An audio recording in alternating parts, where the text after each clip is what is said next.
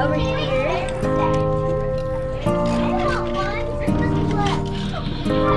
It's really fun and it's a really cool activity.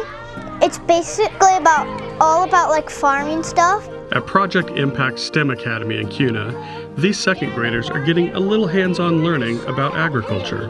There's even some medical stuff too, and it was all so much fun, especially the part that you got to take care of like the animals, like a real vet. Because maybe if you grow up to be a farmer and like if you do something like that, you might need to learn about the animals and that before you actually have to be able to be a farmer.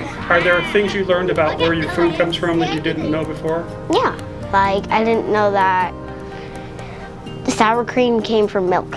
Through the Ada County Farm Bureau, the school received a $1,000 grant for ag literacy projects from the American Farm Bureau Foundation for Agriculture. In Kuna, it's nice because they have a lot of agriculture land around them, so they kind of see it without really knowing they see it, but as those lands get smaller and smaller, they're not seeing them as often. So it's important for them to be able to understand, one, how much work goes into it to appreciate the work that is happening, and also just so they know where their food comes from. They know how it's processed and harvested and what it takes. The grant money allows them to buy educational materials specific to ag literacy. The first, second, third has it once a week. They want it every day. That's often what we hear is, we can't wait for ag tech. So, but it's always hands-on. So I think that part of it with those younger grades is just really important for them to be doing versus seeing. So we had medicine, so vaccines, and then we talked about oral and topical. We had bandage wrapping, so wound wrapping. We had sutures and also stethoscopes, so listening. What do you hear? My heart. What do you hear? I hear my heart. I was doing the vaccination station.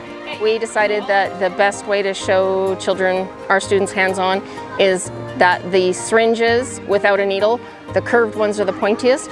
We would draw from a cup of water into a sponge, and then they would be able to squeeze the make-believe vaccine into the sponge to simulate that they are giving a vaccination to a sheep. And we're doing a sheep unit, but we incorporate that it's to any animal, whether it's a cat, dog, horse, etc. And then the other stations set up were kind of free play stations just for them to explore kind of the agriculture activities that we have for them to explore. They're learning about how to take care of livestock and how farmers take them, and then we're moving into the fiber part of our project next week. But we've been focusing on farm to table with the primary students. So they followed Felicia. It's through the Adopted Dairy Cow program. Felicia is a cow that we've been learning about and we adopted. She's a heifer and she is also a Holstein cow. And we get to see her growth. You guys basically learn all about different kinds of agriculture and farming and animals, right? Basically like cows and lambs and horses. They also work at dispelling common myths, like cows having 4 stomachs.